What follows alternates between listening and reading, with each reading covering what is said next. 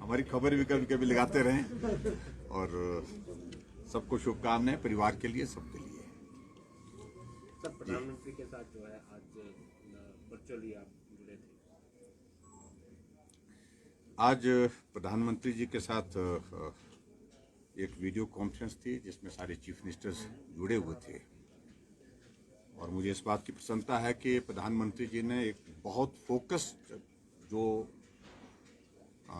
अपनी वर्किंग का एक पोर्शन जो है, जो ये देश भर के किसानों के लिए समर्पित किया है और पूरे देश की आबादी का लगभग 80% हिस्सा गांव में रहता है और गांव में रहने वाला या तो बागबान है या तो किसान है।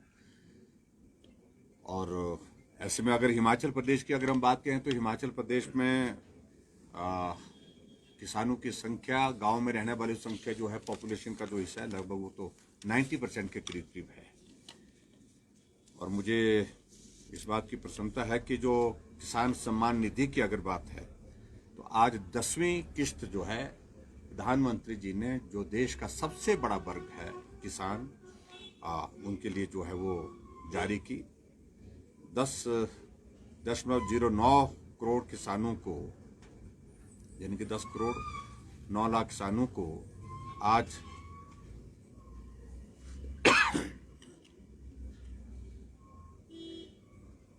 20,946 करोड़ रुपए की प्रधानमंत्री किसान सम्मान निधि की किस्त जारी की है। और मुझे ये बात बताते हुए प्रसन्नता है कि अभी तक देश के किसानों को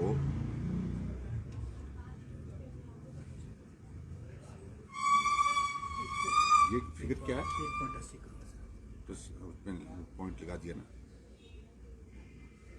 1.80 लाख 1,80,000 करोड़ रुपए की राशि अभी तक जारी कर दी गई। सरल भाषा में अगर मैं कहूं तो 1,80,000 करोड़ रुपए की राशि जारी की गई। और मुझे ये भी बताते हुए प्रसन्नता है कि देश के 1,24,486 किसानों को 14.04 करोड़ रुपए की इक्विटी ग्रांट भी जो है वो जारी हुई है।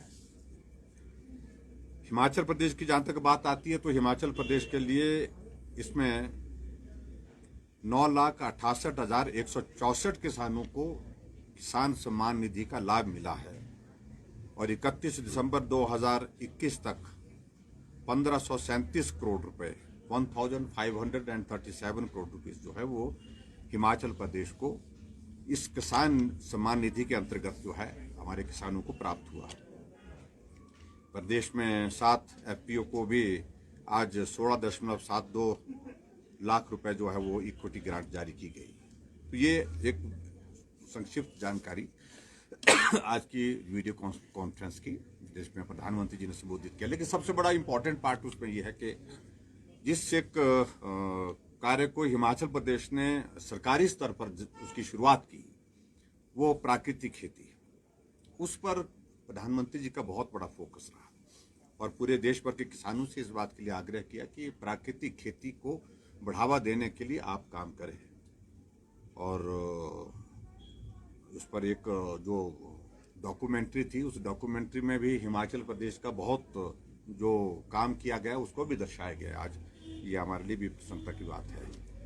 तो कुल मिलाकर के आज प्रधानमंत्री जी ने जहां पूरे देश के लिए नववर्ष की शुभकामनाएं दी और वहां 2022 के पहले दिन देश के किसानों को याद किया, उनके लिए सहयोग की दृष्टि से किसान सम्मान निधि की 10वीं किस्त जारी की।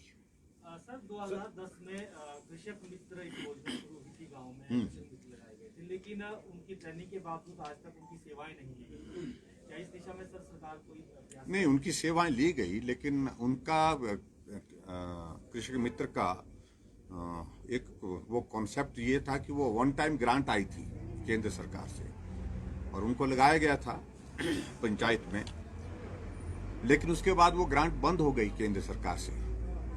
और केंद्र में सरकार उस वक्त कांग्रेस गवर्नमेंट थी उन्होंने बंद कर दी और बंद करने के पश्चात जो है उसके बाद दोबारा ग्रांट के लिए अभी तक भी हम टेकअप कर रहे हैं उस सारी चीज़ को लेकर के।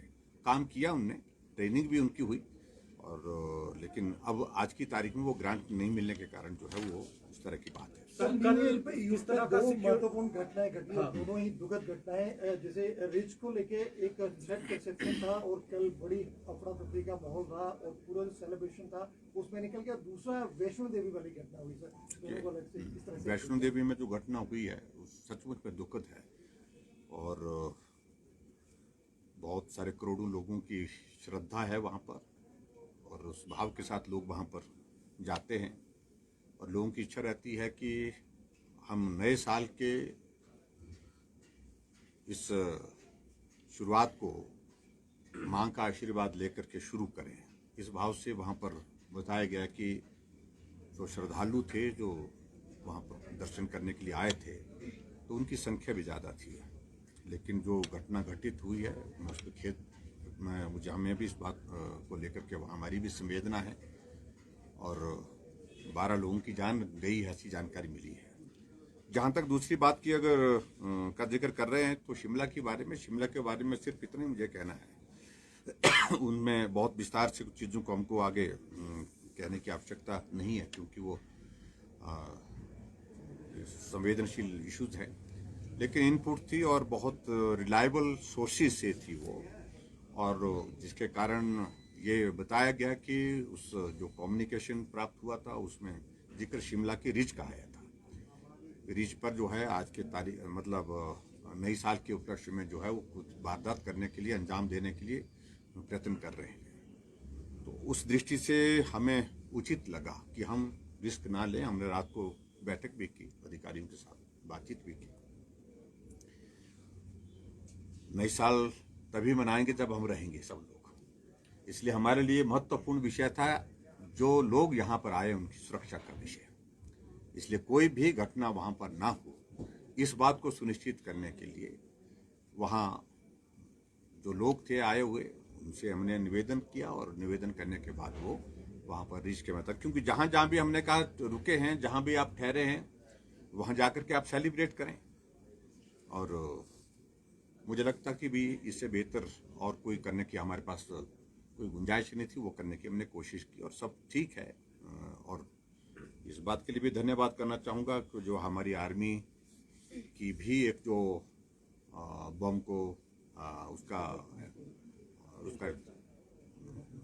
जो यूनिट जो वहाँ से चंडीगढ़ से वहाँ से रवाना हुई थी वो भी वहाँ पर पहुँची और जो बम डिस्पोजल स्क्वाड जो है उसमें उनने बहुत अच्छा काम किया। वहाँ पर कम से कम आश्वस्त हुए कि इस तरह की घटना वहाँ पर घटित ना हो और सब लोग सुरक्षित रहें। इस बात को लेकर के हमने प्रयत्न किया। अभी भी मैं आज के दिन तक तो हम थोड़ा सा इस बात के लिए जरूर कहेंगे कि थोड़ा सावधानी क्राउड ना हो, इस बात के लिए हमने कहा कि ख्याल रखना पड़ेगा। देखिए अभी तक सभी जगह अलर्ट तो सभी जगह किया हुआ है, सभी जगह हमने जानकारी इस बात को लेकर के दी, अलर्ट रहें। जहाँ भी नए साल के लिए लोग बड़ी संख्या में आए हैं, टूरिस्ट आए हैं, लेकिन उसके बावजूद भी इस तरह के वहाँ पर कोई इस तरह की बात नहीं हमने अभी तक की है जिसके कारण वहाँ पर हमको रोकना पड़े किसी को। सब लोग आएं और आकर के वहाँ पर अपने सावधानी के साथ उसमें सेलिब्रेट करें। इस बात को सुनिश्चित कि शिमला से पर्टिकुलर ये जो इनपुट था ये शिमला रिज के मैदान माल रोड रिज पर्टिकुलर रिज का जिक्र उसमें था, इसलिए इस बात में सर ये इनपुट क्या लेट मिला क्योंकि लेट असेंबलिंग बहुत हो चुकी हाँ। है लास्ट सुबह मोमेंट मिलता में है नहीं देखिए इनपुट मिला ही हमको शाम को है, देर शाम को मिला है, तो इस कारण से उसके बाद जितनी जल्दी जो किया जा सकता था और बहुत प्यार से किया है, लोगों को आग्रह किया, लोगों ने स्वीकार किया, कोविड के नाम से ही किया सारी चीज़ को लेकर। सर शिमला को लेके पहली घटना थी सर, क्या इसको लेके जरूरी इंतजाम जो किए जाने चाहिए आगे के लिए भी इस तरह की कुछ चीजें रहेंगी? देखिए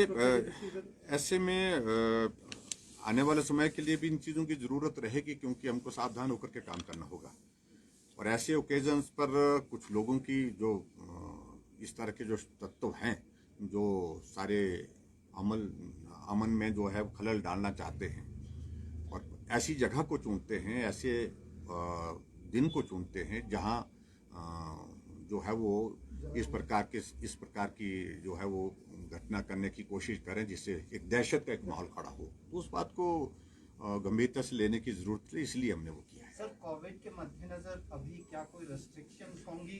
देखें तो 415 के आसपास एक्टिव मामले हैं। अगर हम ओमिक्रॉन वेरिएंट की बात करें, उसमें जो जीनोम सीक्वेंसिंग के लिए हम टेस्टिंग के लिए भेजते हैं, वो अभी तक भी जो फर्स्ट फेज में भेजे गए थे रिपोर्ट्स नहीं आई हैं। क्या एक स्टेट में इस्टेब्लिश की जाएंगी? हम कोशिश करें जो जीनोम सीक्वेंसिंग के लिए जो भेज रहे हैं उसमें थोड़ा डिले हो रहा है, क्योंकि उसमें अभी तक हिमाचल प्रदेश को जो लैब जो जहां हमको टेस्ट देना है वो दिल्ली है।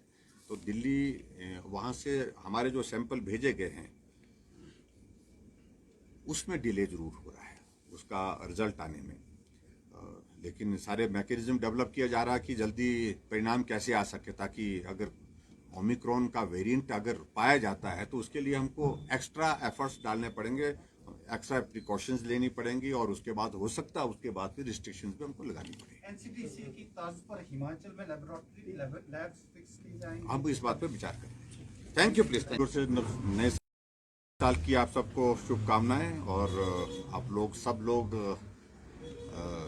अच्छा काम करें, हमारी खबर भी कभी कभी लगाते रहें, और सबको शुभकामनाएं परिवार के लिए, सबके लिए। सर, प्रधानमंत्री के साथ जो है आज